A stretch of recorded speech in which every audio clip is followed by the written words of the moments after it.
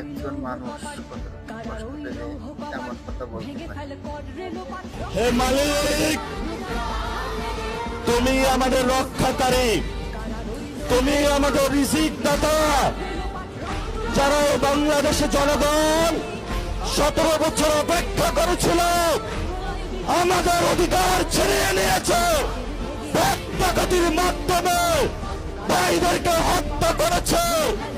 আশার মালিক, তোমার মালিকের বিচারে আমরা বিচার রেখে গেলাম।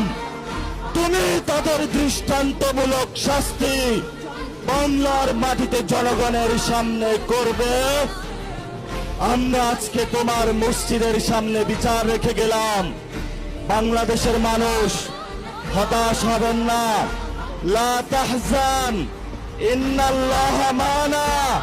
আল্লাহ আমাদের সাথে আছেন, শক্তিমান, ভয় নাই। জয় করব আমরা, ইনশাআল্লাহ দ্বিগুণ হয়ে পার্লামেন্টে যাব।